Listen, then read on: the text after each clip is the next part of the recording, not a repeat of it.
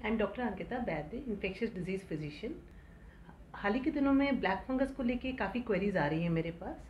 Black fungus असल में black fungus नहीं होता है, बट जिस ये फंगस जो है जहाँ इन्फेक्ट करता है वहाँ का जो टिश्यू होता है वो ब्लैक हो जाता है, इसलिए कॉमनली लोग इसको ब्लैक फंगस के नाम से एड्रेस कर रहे हैं।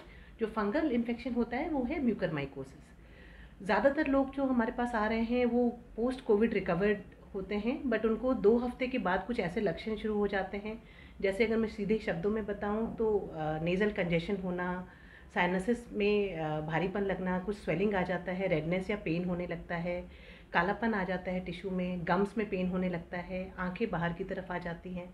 तो इस तरह के लक्षण अगर दिखते हैं तो आपको स्क्रीनिंग की बहुत ज़रूरत है कि आप अपने डॉक्टर से मिलें और सलाह लें कि कहीं ये ब्लैक फंगस का इन्फेक्शन या कोई और इन्फेक्शन तो नहीं है जिसके लिए आपको सही समय पे इलाज चालू किया जा सके।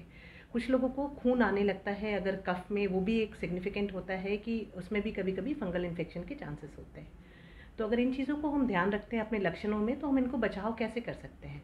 तो पहली चीज़ तो ये कि जब आपको कोविड हुआ उस समय अगर आपको स्टेरॉइड्स की ज़रूरत नहीं है तो आप ना लें, अपने डॉक्टर की सलाह से ही लें और सही डोज और सही ड्यूरेशन के लिए ही लिया जाए। दूसरी चीज़ ये है कि अगर आपका जब स्टेरॉइड चल रहा है तो काफ़ी लोगों को देखा जाता है कि शुगर्स जो होते हैं ब्लड में उसके लेवल्स डिरेंज हो जाते हैं। तो उस कंडीशन में ये है कि अगर आपके जब आप स्टेरॉइड्स पे हैं तो आप अपने शुगर को अच्छे से चेक रखें और साथ ही साथ अगर वो बढ़ा हुआ आ रहा है तो डॉक्टर सलाह लें कि आप क्या दवाइयाँ या इंसुलिन ले सकते हैं जिससे वो कंट्रोल रह सके। स्ट्रिक्ट डायबिटिक डाइट यानी कि ऐसी चीज़ों से परहेज़ रखें जिससे कि ब्लड शुगर बढ़ता है। इन चीज़ों का अगर आप ध्यान रखते हैं तो आप बहुत हद तक इस फंगस के इन्फेक्शन को प्रिवेंट कर सकते हैं। ज़्यादातर लोग ऐसा देखे जा रहे हैं कि इसमें ऐसे लोग इन्फेक्ट हुए जो कि जिनको स्टेरॉइड्स चले या शुगर्स डिरेंज हुई, पहले से डायबिटिक थे या फिर उनको ऑक्सीजन की रिक्वायरमेंट हुई। तो ये अपने आप में एक रिस्क फैक्टर है। तो अगर आप इन रिस्क फैक्टर्स में भी हैं तो 2 हफ्ते बाद अपना चेकअप ज़रूर कराएं रिकवरी के, ताकि समय रहते इस बीमारी का पता चल सके और टाइमली इलाज शुरू किया जा सके।